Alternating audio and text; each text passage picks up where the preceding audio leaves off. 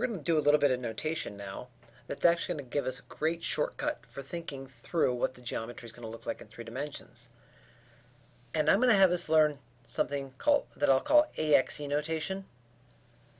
The book goes one step further and compacts that down. We're not going to worry about this a lot. We're going to go straight to the even better and more nuanced notation that's not actually any harder. So why not use something that's about as hard but gives you a lot more information? That's my mentality. So let me just talk through what's going on with AXE notation. And it'll make more sense if I give a sketch of something. Suppose we have, say, sulfate ion, SO4, 2 minus. And we're only going to talk about the central atom on this one. Now if we had this as sulfuric acid, each of those negative signs on these oxygens would then have a hydrogen bonded onto it as well. And so like we were talking about in the last video, we would have to talk about this atomic center and this atomic center and this atomic center all separately. We're going to be talking about sulfur on this one. So if I were to write the AXE notation for this, I would just write the letter A. And that's standing in as whatever my central atom is. It's the generic version. We're not going to specify that it's sulfur or carbon or whatever. We're just going to leave it as A. Next thing I'm going to do is I'm going to count the number of bonds, or bonding regions, that are holding it. The distinction is pretty important because there are 4 regions here that are bonding. 1, 2, 3, and 4. So we'll write down that there's AX4. We aren't going to write down that there's 6 bonds. We don't care about how many bonds there are. What we care about is how many bonding regions. What we're saying is that this volume of space, and this volume of space, and this one are filled up with electrons, and they're going to be repelling each other. We don't care how many electrons are in each of them yet. All we care about is how many regions will be repelling.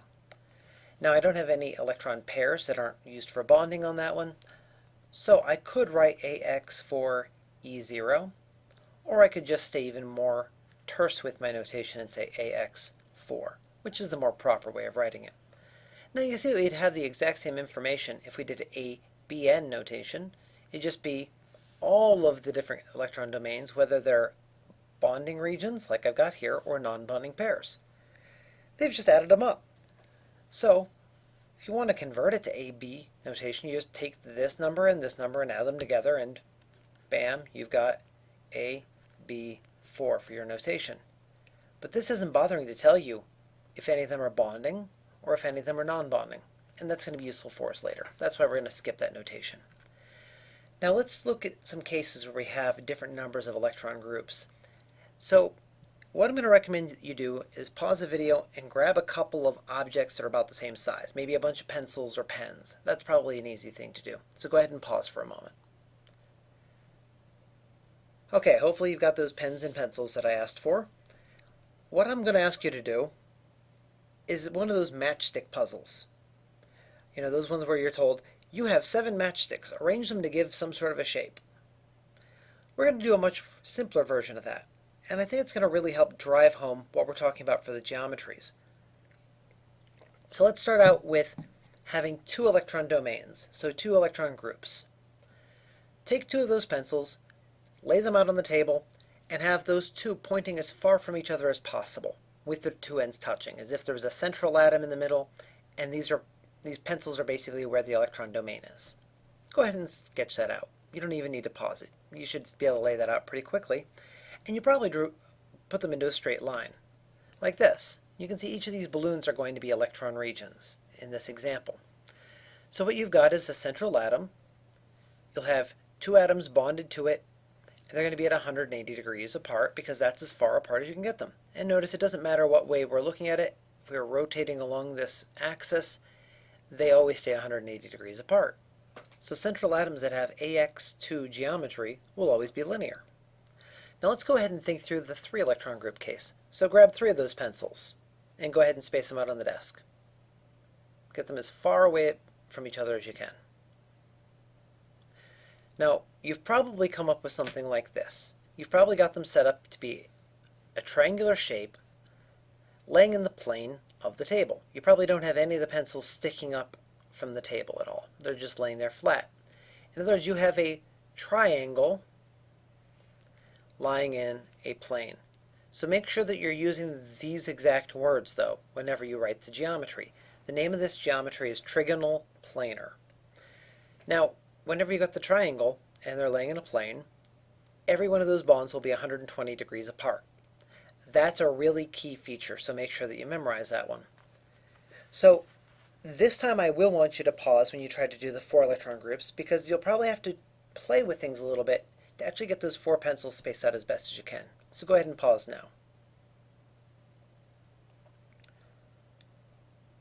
Okay, and with those 4 electron groups, hopefully you realize that you can't get them completely far apart if you were to lay them in the plane of the paper. Before I actually put it there, let me just sketch what that would look like. So you had a pencil here, here, here, and here on the table. And okay, they're 90 degrees apart. Thing is, coming up and over the table, these are 180 degrees apart. So you've got a whole bunch of space above and below the plane where you could have one of these electron groups, where you could have one of the pencils. So if you hadn't come up with a 3-dimensional shape, if you still did it in 2D, go ahead and pause and try again. If you did come up with a 3-dimensional shape, or if you're just pausing, let's see exactly what that'll look like. Let me go ahead and remove the ink that we have up here. So we're going to have a tetrahedral geometry, where we're basically having things set up like a tripod. We have 3 legs spread out evenly. The central atom is sitting above them, and then sticking straight up from that is going to be the 4th group that's sticking onto it. All of these will be 109.5 degrees apart. That's a number that you'll just have to flat out memorize. You could come up with 120 or 180 again on the fly if you needed to, but most of us are going to have a very difficult time coming up with 109.5 degrees by thinking through the shape of a tripod. So make sure you memorize that one. So that's our tetrahedral geometry. One thing I want to point out, the name here is actually referring to the shape of the face that they'd make if it was a crystal structure. Same thing over here. In other words, it's not about where the atoms are. It's actually about the space that they sketch out on the paper. So this is triangular because they're all sitting in a triangle. This is tetrahedral because you end up with a tetrahedron. And we're not talking about the fact that there's 4 atoms when we say tetra. Remember that that's the prefix, it means 4. We're talking about the fact that a crystal of this would make 4 faces. This distinction doesn't matter right now, but it will matter in just a minute. So go ahead and try your 5 electron groups. Go ahead and pause it, try that, and then hit play again in a moment. Okay, so you're back. Let's see the 5 electron groups. Now for this we're going to end up having something where we need to use almost a planetary kind of notation. We're going to have things that are sticking straight up and down, like the poles on the planet. And then we're going to have 3 that are sitting along an equator. There's a good chance you didn't come up with this one, and that's okay. It's pretty hard to space these out evenly in 3 dimensions. And you might even say, well, wait a minute, though. Why can this be 90 degrees away, and these are 120 degrees away? That doesn't seem like it's uniform. And you're right, it isn't totally uniform, but notice that it's pretty close. Because while this is 90 degrees, it's only got 3 neighbors. This one's going to have 4 neighbors. These 2 are going to be sitting across from it in the same plane around the equator, and it has to be bumping into the 2 polar positions. So even though this one has more space, it still has more interaction. It's almost like saying that you've got the bigger elbow room, but you're sitting between 2 seats, instead of having smaller seats, but only having 1 neighbor on a flight. You can kind of picture that you're going to be about as comfortable in either case, either having 2 people around you, or having 1 person next to you but a smaller seat. Same idea there. Now go ahead and try the 6 electron groups. Okay, now this one is hopefully pretty easy, especially now that we are thinking 3-dimensionally. If we have 6 groups, they're just going to be spaced out like they're following the different directions on an axis. So these 2 are going to be sharing the same axis, almost like a p orbital, but it's not, because this is going to have 2 electrons here, and there's going to be 2 electrons over here. And remember, in a p orbital, it can only hold a total of 2 electrons, 1 on each half.